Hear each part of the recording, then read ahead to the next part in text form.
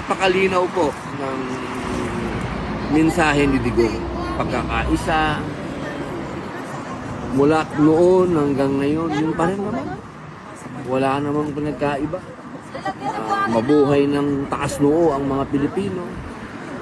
Eh nakita naman natin sa kahit na nakakulong na si Digong, yung taas pa rin ng respeto sa kanya ng hindi lang ng mga Pilipino.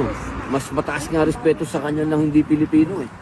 Yung mga leader at yung mga citizen ng ibang bansa, ang taas ng respeto sa kanya. May mga politiko nga dyan na kumakandidato, gamit ang picture niya sa ibang bansa yun ha.